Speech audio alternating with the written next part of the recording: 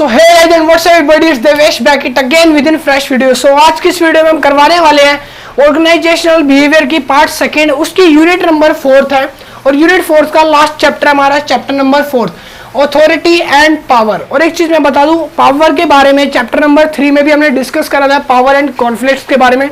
अब हम पढ़ेंगे पावर के साथ साथ अथॉरिटी के बारे में भी, ठीक है। और वीडियो को चालू करने से पहले एक चीज बता दूं, अगर किसी को भी नोट्स परचेज करने हैं तो कॉन्टैक्ट नंबर नीचे आपको व्हाट्सएप का मिल जाएगा, जाके कर सकते हो। नहीं तो कॉन्टैक्ट नंबर आपको ऊपर यहाँ भी दिख रहा होगा। और उसके साथ साथ मैंने चैप्टर वाइज वीडियो 1 से लेकर जितनी भी यूनिट है सारी चैप्टर वाइज वीडियो बना रखी है, जिसका लिंक आपको डिस्क्रिप्शन में मिल जाएगा, जाके आप देख सकते हो चैप्टर वाइज वीडियो 1 से लेकर सारी एंड तक। तो आइए आप करते हैं वीडियो को स्टार्ट। हम करवाने वाले यहाँ पे अथॉरिटी के बारे में। तो देखो, सबसे पहले हम पढ़ेंगे अथॉरिटी क्या होती है। अथॉरिटी मतलब ये होता है कि अगर आप किसी को भी अपने अधिकार सौंप देते हो तो वो अथॉरिटी, ठीक है। अगर आपको कोई भी जिम्मेवारी या फिर आपने कोई भी जवाबदेही किसी दूसरे नीचे सबऑर्डिनेट को दे दी तो वो अथॉरिटी, ठीक है, आपने उसको दी है मतलब। तो यहाँ पे अथॉरिटी का मतलब है हेनरी फ्यूल। देखो ये प्रोफेसर है, क्लास 11th में आपने इसके बारे में पढ़ा हुआ। हेनरी फ्यूल के कुछ सिद्धांत भी थे, ठीक है। तो हेनरी फ्यूल ने अथॉरिटी की डेफिनेशन लिखी है। Authority can be defined as the right to give other order और power to the exact obedience. कह रहा है यहाँ पर कि अथॉरिटी क्या होता है, एक राइट होता है, एक अधिकार होता है जिसको आप अपनी सहमति से किसी दूसरे को दे सकते हो, जिसपे आप विश्वास करते हो, ठीक है।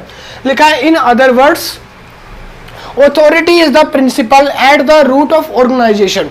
Authority जो होता है एक तरह से जो authority का सिद्धांत होता है, ये organization के लिए एक जड़ का काम करता है, जिसकी वजह से जो organization है वो आगे grow होती है, ठीक है। आगे लिखा है and so important that is impossible to conceive of an organization at all unless some persons are in the positions to require action to others। यहाँ पे इन्होंने बताया कि अथॉरिटी जो होती है ना, क्या होता है, अगर मान लो आपके जो बॉस है, मान लो बॉस नंबर ए है आपके, ठीक है, और नीचे एक सबऑर्डिनेट है जिसका नाम है बी। तो बॉस ने इनको कहा कि आपको क्या करना है, आपको मैंने ये काम सौंपा है, आपकी जवाबदेही होगी अगर ये काम इनकम्प्लीट हुआ या नहीं हो पाया टाइम पे। तो यहाँ पर इन्होंने अपनी अथॉरिटी किसको दी है, बी को। और अथॉरिटी जब तक कंप्लीट नहीं होती, जब तक कुछ ऐसे ऑफिशियल नहीं होते जो अच्छी पोजीशंस पे हो, जो नीचे वालों को अच्छे से जज कर पाए, तब तक अथॉरिटी कंप्लीट नहीं होती, ठीक है। तो ये यहाँ पे बताया गया है। अब हम पढ़ेंगे इसके बाद पॉइंट नंबर 2। अथॉरिटी के बाद आपकी बुक में लिखा हुआ है रिस्पॉन्सिबिलिटी। तो रिस्पॉन्सिबिलिटी होती क्या है? देखो, रिस्पॉन्सिबिलिटी का मतलब होता है जिम्मेदारी।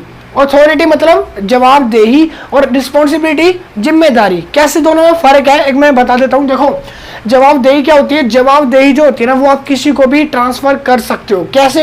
अगर मान लो मेरे को किसी ने बोला कि तेरे को ये काम करना है और मैंने वो काम किसी दूसरे को सौंप दिया, ठीक है, तो यहाँ पर क्या होगा, जो अथॉरिटी जिसने मेरे को दी है वो आके मेरे पे गुस्सा करेगा कि तूने किसको मतलब दिया है, काम क्यों नहीं हुआ। वो ये नहीं बोलेगा, उसको इससे मतलब नहीं है काम किसको आगे सौंपा जा रहा है, मगर जिसने जवाबदेही ली है जवाब उसको देना पड़ेगा, मतलब मेरे को देना पड़ेगा, ठीक है। तो इसको बोलते हैं अथॉरिटी। अब बात करते हैं रिस्पॉन्सिबिलिटी की। तो देखो, रिस्पॉन्सिबिलिटी क्या होती है, अगर मान लो ए पार्टनर ने बी पार्टनर को बोला मेरे पास 1 करोड़ की लॉटरी की टिकट है, आपको ये संभाल के रखनी है, मैं आपको क्या दे रहा हूँ, रिस्पॉन्सिबिलिटी दे रहा हूँ। तो रिस्पॉन्सिबिलिटी किसी के साथ शेयर नहीं करी जाती। जैसे अथॉरिटी में बी ने काम किसको सौंपा था, सी को, तो ये अपनी रिस्पॉन्सिबिलिटी इसको नहीं सौंप सकता, बिल्कुल भी नहीं, ठीक है। रिस्पॉन्सिबिलिटी सौंपी नहीं जाती है, इसके रिस्पॉन्सिबल आप खुद होते हो। अथॉरिटी किसी को सौंप सकते हो मगर रिस्पॉन्सिबल आप ही रहोगे, दूसरा नहीं, ठीक है। समझ आ गया रिस्पॉन्सिबिलिटी। अब बात करते हैं इसकी डेफिनेशन की। अकॉर्डिंग टू डेविस, देखो डेविस एक प्रोफेसर है जिन्होंने रिस्पॉन्सिबिलिटी की एक डेफिनेशन लिखी थी। Responsibility is an organisation of individual to perform assigned duties to the best of his ability under the direction of executive leaders. कह रहा है रिस्पॉन्सिबिलिटी क्या होती है, एक इस तरह का ऑर्गेनाइजेशन में काम होता है जो अभी किसी भी बॉस के द्वारा किसी भी सबऑर्डिनेट को सौंप दिया जाता है, उसके कर्तव्यों को किसी भी सबऑर्डिनेट को दे दिया जाता है, ठीक है। सबऑर्डिनेट कैसा भी हो सकता है, विश्वसनीय हो सकता है जिसको आप सौंप रहे हो, ठीक है। और उसी के साथ साथ आप उसके ऊपर डायरेक्शन देखते रहते हो, आप ये देखते रहते हो, निश्चय करते रहते हो कि वो आपने जो रिस्पॉन्सिबिलिटी सौंपी है जिस भी सबऑर्डिनेट पे, वो उसको पूरा करने में सक्षम है या नहीं है, आप उसको एग्जीक्यूटिव भी करते हो। उसके बाद लिखा है responsibility is the form of continuing obligations. Responsibility can not be delegate. कह रहा है रिस्पॉन्सिबिलिटी को किसी को अदर पर्सन को या अदर सबॉर्डिनेट को आप नहीं दे सकते हो, किसी के साथ बांट नहीं सकते हो। देखो डेलीगेट वर्ड जो है, डेलीगेट का मतलब होता है बांटना, ठीक है, शक्ति का बंटवारा करना। आप अपनी रिस्पॉन्सिबिलिटी को 4-5 लोगों को नहीं बांट सकते यहाँ पर, ठीक है। तो ये बात होती है रिस्पॉन्सिबिलिटी की। अब रिस्पॉन्सिबिलिटी के नीचे एक छोटा सा पॉइंट है जिसका नाम है अकाउंटेबिलिटी। तो अकाउंटेबिलिटी का मतलब पढ़ेंगे हम। देखो इसमें लिखा है यहाँ पे अकॉर्डिंग टू मैकफर्लैंड भी एक प्रोफेसर है जिन्होंने अकाउंटेबिलिटी की डेफिनेशन लिखी है। अकाउंटेबिलिटी इज द ऑब्लिगेशन, कह रहा है ये एक तरह का अधिकार है, ठीक है।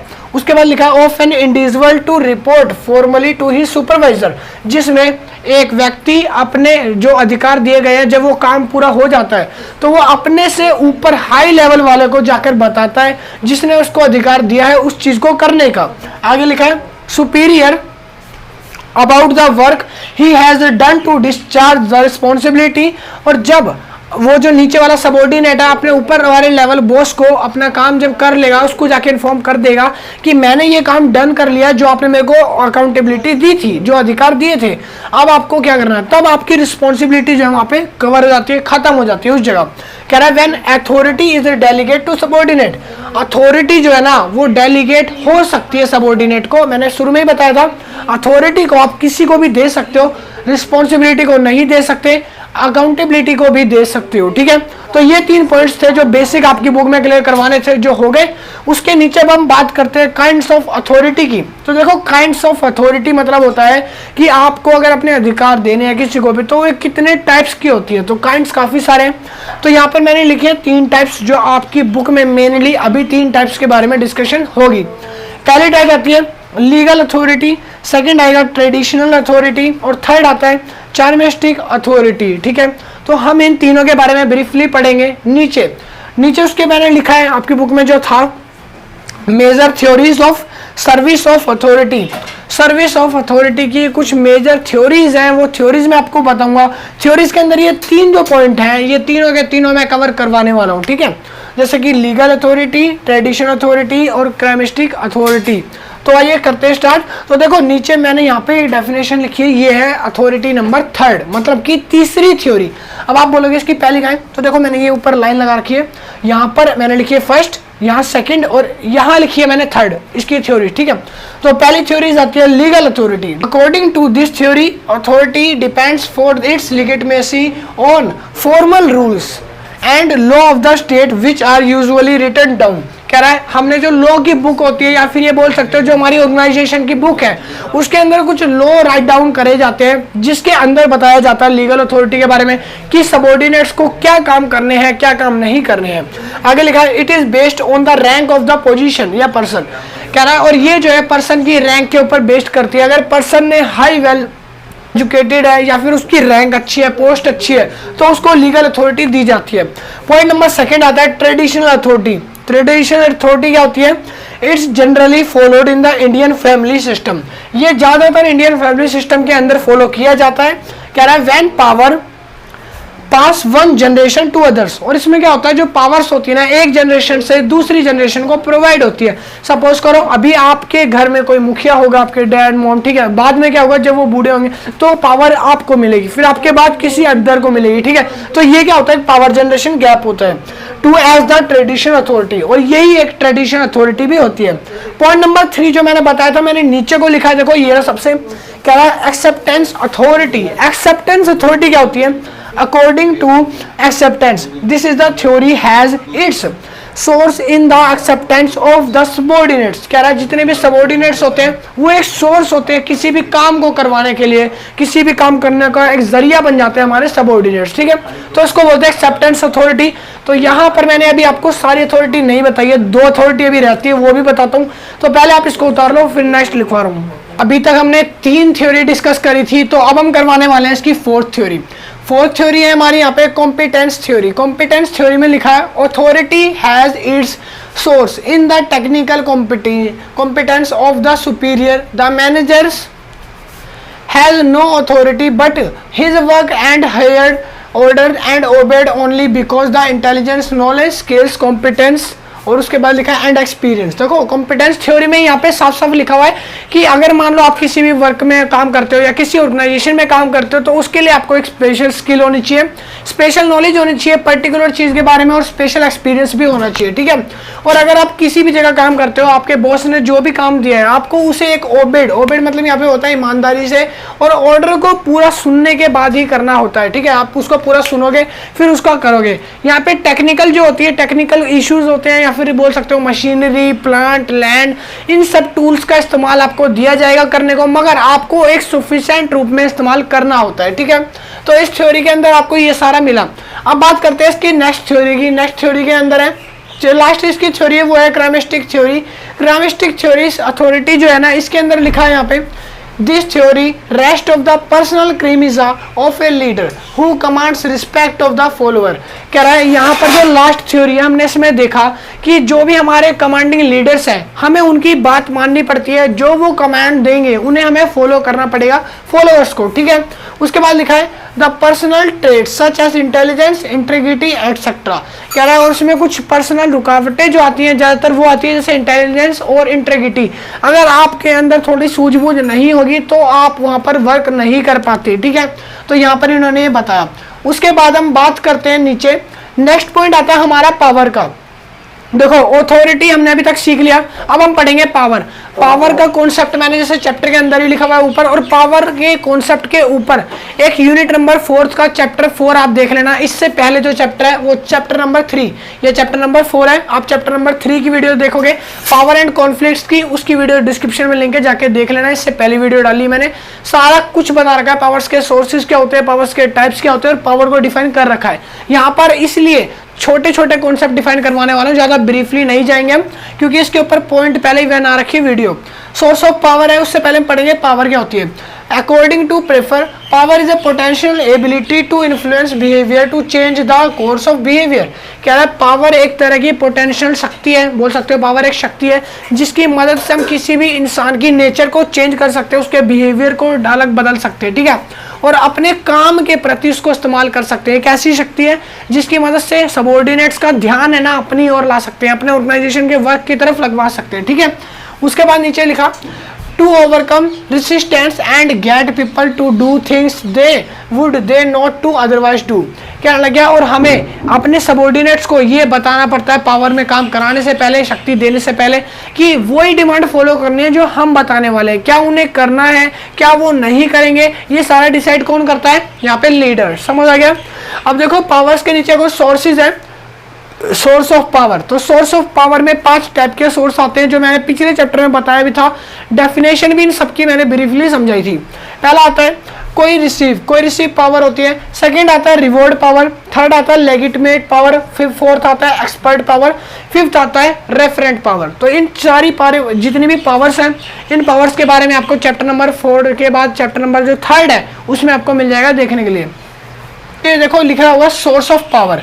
तो अब सोर्स ऑफ पावर क्या होती है आपको पहले ये पता होना चाहिए। Source of power total 5 types की है। इसके ऊपर चैप्टर नंबर 3 में मैंने ब्रीफली बताया भी था, आप जाओ उसको पहले देख लेना, फिर आप इसको देखना चैप्टर को। उसके बाद पहले हम पढ़ेंगे यहाँ पे को रिसीव पावर। बी पावर होती है रिवर्ड, सी आएगी लेगिमेट, और फोर्थ आएगी एक्सपर्ट पावर, फिफ्थ आती है रेफरेंट पावर। तो ये 5 टाइप्स की पावर होती है जो मैंने बताई, ठीक है। अब हम नीचे उसके देखते हैं थोड़ा सा। तो नीचे लिखा है source of power organisational based. कह रहा है organisational based source of power कौन कौन सी होती है, वो भी आपको नीचे यहाँ पे पॉइंट देखने को मिल जाएगा। नॉलेज एज पावर, उसके बाद लिखा है resource as power, decision making as power. ये जितनी भी पावर मैं बता रहा हूँ ना, एक ऑर्गेनाइजेशन को आगे बेटर बनाने में, ग्रो करने में काफी हेल्प करती है। उसके नीचे लिखा 4th पॉइंट पावर सेंटर्स, और फिर लिखा डिपेंडेंसी। समझ आ गया। अब हम उसके नीचे पढ़ते हैं, थोड़ा नीचे आएंगे तो लिखा पॉलिटिक्स। देखो पॉलिटिक्स क्या होता है, उसके नीचे मैंने लिखा स्टैटिक्स। तो ये छोटी छोटी डेफिनेशंस हैं जो आपकी बुक में दे रखी है, इसलिए मैं आपको बता रहा हूँ। पॉलिटिक्स क्या होता है, politics is the process where as the power is acquired then used to influence behaviour to others politics. कह रहा है अगर आपके पास पावर है, आप सत्ता में आना चाहते हो, ठीक है, ये एक तरह से सत्ता ही होती है ऑर्गेनाइजेशन भी पूरी की पूरी, जिसमें आप अपने नीचे वाले वर्कर्स को दबा के उनसे काम करवाते हो, ठीक है, ये पॉलिटिक्स ही होती है, दूसरा नहीं होता। तो अगर आप कुछ ऐसा करवाना चाहते हो, तो अपनी पावर को दिखाना चाहते हो, तो आपको इसके लिए दूसरों को इन्फ्लुएंस करना पड़ेगा अपनी तरफ आकर्षक करने के लिए। आगे लिखा है politics refers to the structure and process of the use of authority and power to affect definitions of goals. कह रहा है अगर मान लो आप कोई भी अपने गोल्स को अचीव करना चाहते हो तो उस पावर का इस्तेमाल कैसे किया जाए, ये पॉलिटिक्स होती है।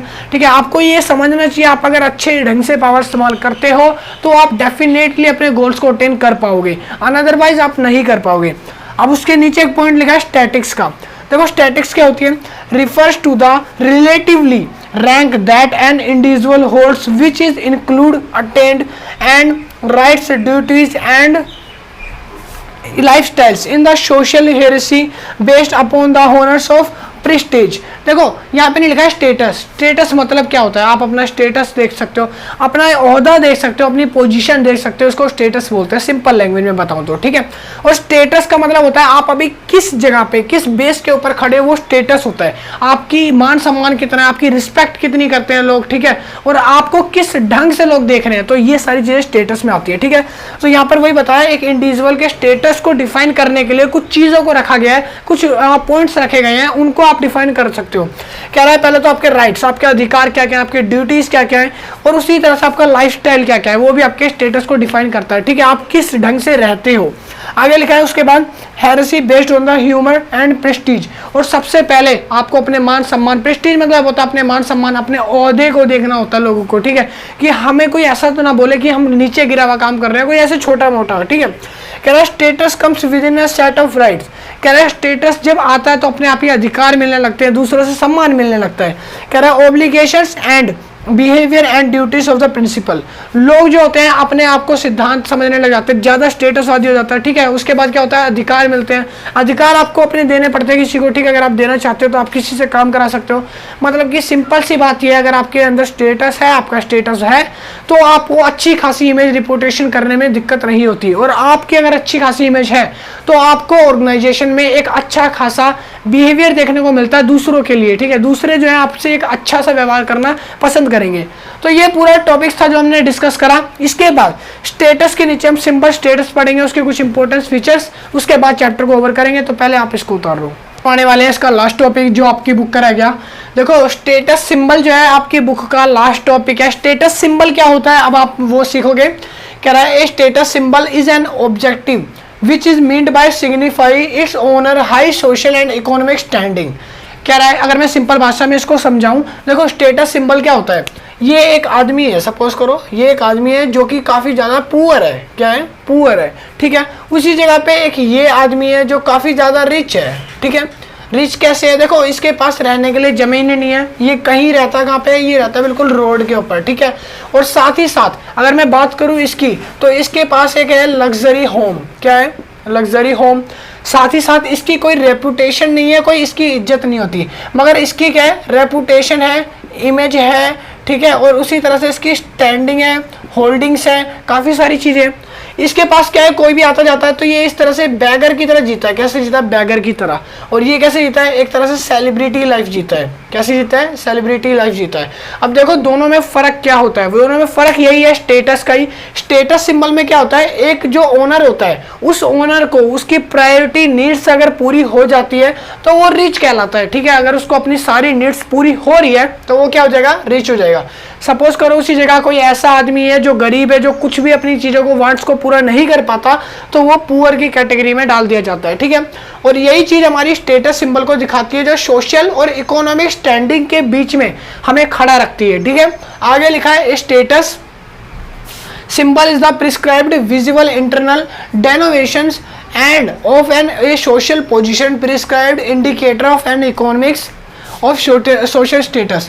कह रहा है और हमें दूसरों को ये दिखाने में मदद करती है कि हम जो है किसी अच्छी लेवल पे हैं, अच्छी पोस्ट पे हो, चाहे वो अच्छी जॉब पे हो, चाहे वो कहीं भी हो, वो मैटर नहीं करता। ठीक है, बस आपको क्या है, सोशल पोजीशन में अपनी रेपुटेशन बना के रखनी है। मतलब कि ये जो रिच मैन है ये क्या रहता है, हमेशा हैप्पी रहता है। क्यों, क्योंकि इसकी रेपुटेशन अच्छी बनी हुई है। और उसी जगह पे अगर मैं बात करूँ इसकी, तो ये काफ़ी सैड रहता है। क्यों, क्योंकि देखो इसकी रेपुटेशन अच्छी नहीं बनी हुई और ये बिल्कुल पुअर है। ठीक है, इससे लोग हाथ मिलाना चाहते हैं, बातें करना चाहते हैं, इसका स्टेटस अच्छा है, इससे लोग दूर भागते हैं। ठीक है, तो ये होता है हमारा स्टेटस सिंबल। अब बात करते हैं नीचे इंपॉर्टेंस ऑफ स्टेटस सिंबल, या फिर बोल सकते हो सिस्टम। इंपॉर्टेंस क्या क्या होती है, स्टेटस क्यों जरूरी होता है, क्यों नहीं होता, ये अभी तक आप समझ ही गए होंगे, तो फिर भी मैं बता देता हूँ। देखो पहली चीज होती है सेटिस्फेक्शन ऑफ नीड्स। मैंने अभी आपको एग्जांपल दिया था, ये गरीब आदमी है, इसकी नीड्स पूरी नहीं हो पाती है। उसी तरह से यहाँ पे आता है सेकंड इसके नीचे लिखा है प्रेस्टीज इमेज, अपनी इमेज को एक सेल्फ डेवलपमेंट इमेज बनाना, दूसरों के आगे अच्छा दिखना चाहिए ना भाई। उसके बाद थर्ड आता है रिफ्लेक्शन ऑफ अचीवमेंट, आप अगर कुछ भी अच्छा करते हो तो आपको उसके बदले अचीवमेंट मिलेगी, रिवॉर्ड्स मिलेंगे, पुअर कंडीशन में ऐसा नहीं होता। उसके बाद लिखा है इंप्रूवमेंट सोशल इंटरेक्शंस, जब आप अच्छे दिखते हो, वेल एजुकेटेड दिखते हो, सूट वूट पहन के दिखते हो, एक रिच फैमिली से लगते हो, तो अपने आप ही लोग आपसे हाथ मिलाना चाहते हैं, लोग अपने आप आपके पास खींचे चले आते हैं, जिसको हम बोलते हैं social interaction. Point number 5, high in organisational behaviour. अभी आप अगर ऑर्गेनाइजेशन बिहेवियर पढ़ रहे हो तो उसके अंदर आपकी जो इमेज है वो एकदम हाई लेवल पे होती है, जब आप रिच होते हो। क्या होते हो? रिच होते हो। मैंने क्या बोला? रिच होते हो। गरीबों की कोई पहचान नहीं होती है, ठीक है। उसके बाद बात करते हैं नीचे लिखा है डिमेरिट्स ऑफ स्टेटस सिंबल। देखो स्टेटस, अगर आप, अच्छी बात है आपका स्टेटस अच्छा है, वेल एजुकेटेड हो, हाई हो, मगर उसकी कुछ खामियां भी होती है, डिमेरिट्स भी होती है। वो क्या क्या? पहली आती है अनहेल्थी कंपटीशन। यहाँ पे अनहेल्थी कंपटीशन है, साफ सीधी बात दिख रहा है, क्योंकि आप रिच हो और दूसरा वाला पुअर है। उसके बाद सेकंड चीज आती है स्टेटस एज एन एंड। कभी ना कभी तो ऐसा होगा कि आपका स्टेटस एंड होगा, आप गरीब होगे या फिर कोई दूसरा आपसे ज्यादा अमीर होगा, उन केस में यहाँ पे आपको रिस्पेक्ट ज्यादा नहीं मिलती है, दूसरे को मिल जाएगी, ठीक है।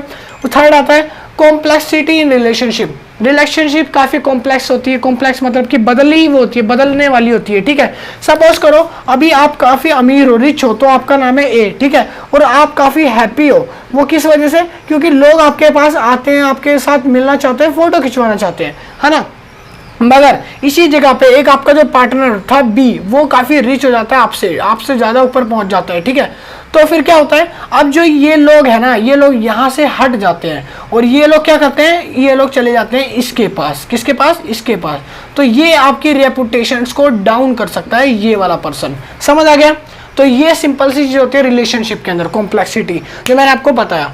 पॉइंट नंबर 4 आता है यहाँ पे फाइनेंशियल प्रॉब्लम्स। देखो हम रिच कब बनते हैं? जब हमारे पास पैसा आता है, सिंपल सी बात है। रिच बनने का फंडा क्या है? पैसा है तो आप रिच हो। गरीब क्यों कहलाता है? क्योंकि उसके पास पैसा नहीं है। तो सिंपल सी बात है, एक टाइम ऐसा आएगा जिस टाइम आपको फाइनेंशियल प्रॉब्लम्स आएगी। उसके बीच में देखो रिच की पहचान क्या होती है, मैंने बताया था लग्जरी होम होता है, ठीक है। उसके पास अपनी रेपुटेशन होती है, इमेज होती है। तो सबसे पहले तो लग्जरी होम जाएगा, ठीक है। ज्यादा घमंड करोगे, होम चला गया। उसके बाद अब क्या करा, यहाँ से आपने क्या करा, नीचे क्या लिखा हुआ था मैंने, यहाँ पे लिखा हुआ था आपका जो घर है, बड़ी बड़ी कार है, जो सेलिब्रिटी वाली लाइफ है, वो भी चली गई। दोनों चीज जाने के बाद अब बात रही आपकी इमेज की। जब सारी चीज चली जाएगी ना, तो धीरे धीरे इमेज भी खत्म होगी। पहले आपकी रेपुटेशन जाएगी, फिर आपकी इमेज खत्म होगी, और फिर आप खत्म हो जाओगे, और फिर ये हिस्सा गायब। समझ आ गया? अब बात करते हैं पुअर की। देखो पुअर में क्या होता है, हमेशा से ही पुअर है ना, लोग इस पर दया दिखाएंगे तो इसकी इमेज थोड़ी सी बढ़ जाती है, तो हल्की सी इसकी इमेज अचीव हो जाएगी, बढ़ जाएगी। तो ये रेपुटेशन से होती है, और ये सारे इसके डिमेरिट्स है जो मैंने आपको बताए। तो आई होप आपको सारा कुछ समझ आ गया होगा, और ये पूरा कॉन्सेप्ट यहाँ पे खत्म होता है। आपका चैप्टर नंबर 4 यूनिट 4 का खत्म हो गया, कंप्लीट हो गया। अब एक लास्ट यूनिट रहती है हमारी, जो है लास्ट यूनिट 5th के 3 चैप्टर हैं, जल्दी कवर करवाएंगे। वीडियो को लाइक करना और चैनल को सब्सक्राइब कर लेना अगर आपने नहीं करा। और इसके बाद एक चीज और बता दूं, अगर किसी को नोट्स परचेज करने हैं तो नोट्स के लिए कॉन्टैक्ट नंबर डिस्क्रिप्शन में भी है, ऊपर भी मैंने लिख दिया है, आप जाके कॉन्टैक्ट कर सकते हो, व्हाट्सएप पे नोट्स परचेज कर सकते हो। और किसी को अगर वीडियो नहीं पता कैसे देखनी है, तो भाई मैंने सारी वीडियो डिस्क्रिप्शन में डाल रखी है, यूनिट 1 से लेके सारी एंड तक, और दोनों बुकें कंप्लीट करवा रहा हूँ यूनिट वाइज, जाके उन्हें भी देख सकते हो। वीडियो को लाइक करना, प्लीज चैनल को सब्सक्राइब करना यार, वीडियो बनाने में बहुत मेहनत लगती है। See you, tata and bye bye.